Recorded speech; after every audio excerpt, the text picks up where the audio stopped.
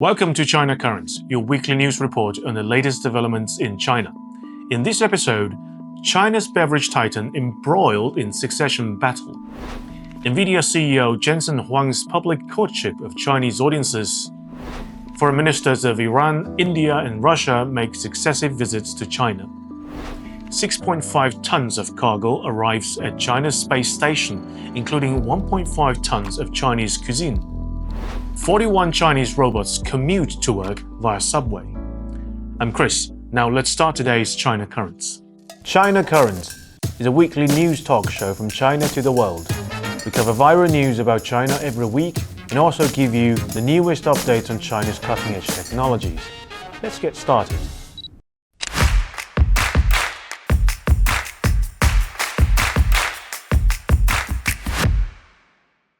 Last week, Wajaha Group, a Chinese beverage giant founded 38 years ago with annual revenue exceeding 70 billion yuan, around $10 billion, made headlines with its dramatic succession battle.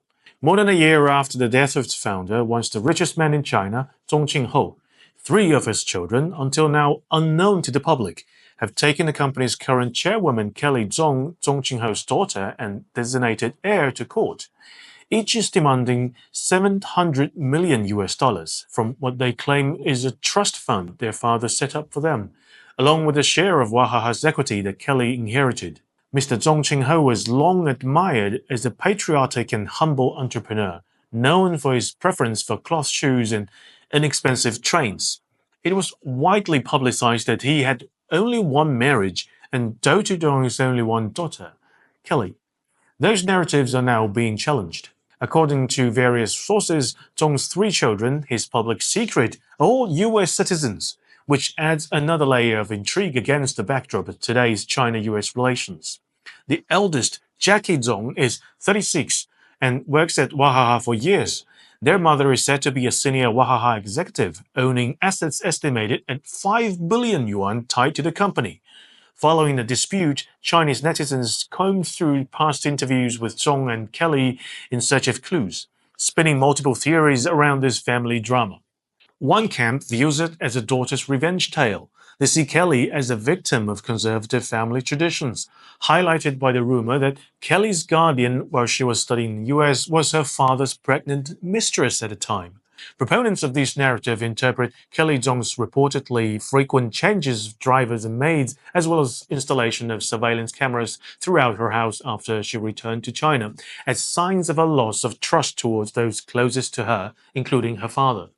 They also see Kelly Zhong's business reform following the passing of her father, including the closure of 23 factories, some reportedly managed by her father's former mistress, a move to consolidate her own control over the conglomerate and push out her siblings.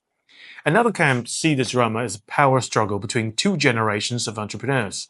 They point to past exchanges between father and daughter as evidences of a rivalry of management philosophy. Kelly advocated for e-commerce, but her father dismissed the idea, saying people will have to shop in supermarkets. Kelly championed young hires and performance-based valuation, where Zhong relied on family connections and seniority-based incentives. The clash reached its peak when Kelly was hit with a wave of lawsuits and public criticism from Wajaha's veterans, including her uncle, when she overhauled the company's personnel, suppliers, marketing strategy, and budgeting. It seems Kelly's strategies paid off, with Wajaha's 2024 beverage sales rising 53% year-on-year to a record of 72.8 billion yuan, the highest in a decade, validating her vision for the modern era. Beyond the family drama, many Chinese are also concerned about the state asset dilution. Like many Chinese companies born during China's reform and opening period in the 1980s, Wajaha has a complex history of engagement with state-owned companies and state-funded entities. Wajaha reportedly still has half of its assets held by the state. Naturally, this has sparked speculation. Could a victory of Kelly Zhong's American siblings lead to an outflow of China's state assets? Some have reported the issue to authorities, prompting local government to establish a special investigation team. Commentators say Wajaha is just one of the many Chinese companies that had weathered through the same historical tides. All now stand at a crossroad, choosing a successor that can adapt to new consumer norms while modernizing a loyalty-based firm.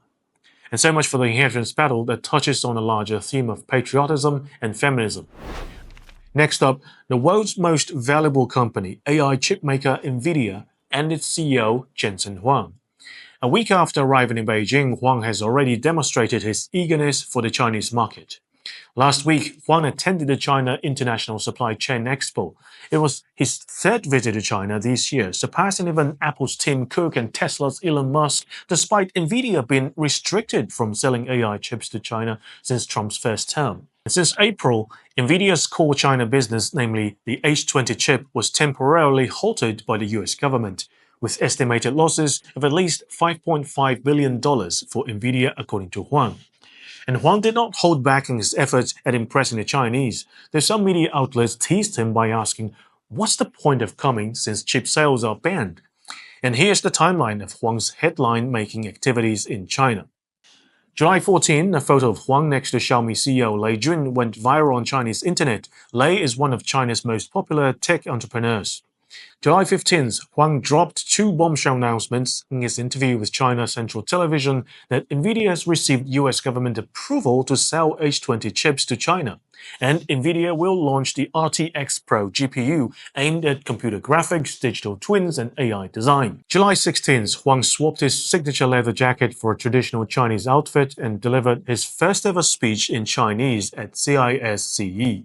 In Beijing, Huang spared no flattery. He praised every potential Nvidia customer, hailed China's supply chain, and cast Nvidia as a humble partner eager to earn its place.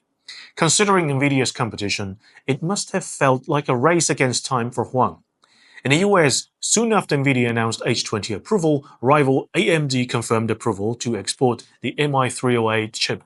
Like the H20, the MI308 is an AI accelerator designed specifically for China. In China, years of US restrictions shrank Nvidia's market share from 95% to 50%. Local Chinese chip makers used it as an opportunity to develop budget Nvidia replacement. Cambricon posted a loss of 8 straight years, and this year Q1 revenue jumped 42-fold and turned profitable. Huawei's Ascend chips are in high demand, and its latest Ascend 910C already delivered 80% of Nvidia's flagship H100's computing power. In April, Huawei linked 384 Ascend 910C cards into servers that outperform Nvidia's top-tier GB200 NVL72, though at 4 times the power consumption, a trade-off Chinese customers apparently accepted. US Treasury Secretary Scott Bessent weighed in on the issue on July 15th, saying China now produces chips on par with H20, so Nvidia should be allowed to sell. Though Jensen Huang's courtship felt like a spa treatment to the Chinese audiences, Chinese tech media outlet Chaping warned that now is the most perilous moment for domestic graphic card ecosystems, as it will be a psychological test for Chinese scientists who are aimed not only to catch up to the US, but winning the US-China tech competition. Next, Chinese diplomacy. Beijing recently hosted back-to-back visits from the foreign ministers of Russia, Iran, and India. On July 13th, Mr. Sergei Lavrov from Russia arrived in Beijing, where he was warmly hosted by Foreign Minister Wang Yi. Lavrov later met with President Xi Jinping as Putin's envoy. Wang described Sino-Russian relations as the most stable, mature, and strategically significant major country relationship today. A noticeable contrast to his comments after meeting US Secretary of State Rubio, which were described as positive, pragmatic, and constructive. Iran's Foreign Minister Abbas Araghchi traveled to Tianjin on July 16th. Foreign Minister Wang Yi discussed Iran's nuclear dossier and reaffirmed China's respect for Iran's right to peaceful nuclear energy. Last but not least, India's External Affairs Minister Subramaniam Jaishankar came and met with Foreign Minister Wang Yi as well as Chinese Vice President Han Zheng. Jin Sanrong, a prominent scholar of international relations in China, expressed cautious optimism, remarking that India's mindset and strategy of viewing China as its real rival won't easily change overnight. Next, a special delivery between Earth and space. On July 15th, China launched the Tianzhou 9 cargo spacecraft, delivering 6.5 tons of supplies to the Tiangong space station. The payload includes 1.5 tons of Chinese-style food, mapo tofu, tomato scrambled eggs, braised water chestnut, vegetarian stir-fry lotus root, kami potatoes, and the astronauts requested apples. The total types of cuisines on the station now exceed 190. They also brought two next-gen extravehicular suits, extending spacewalks from 15 to 20 EVAs, and extending suit lifespan from 3 to 4 years. A core gym device for counteracting microgravity was included in the shipment, and 23 scientific instruments spanning life science, biotech, material science, and combustion studies. The mission aims to deepen understanding of the physiology under microgravity and support human health research. And let's switch gears to some everyday tech innovations in Shenzhen. Last Monday, 41 delivery robots began their subway commute to replenish convenience stores. They ride elevators, enter platforms and trains, and then deliver goods to over 100 7-Eleven stores across the city.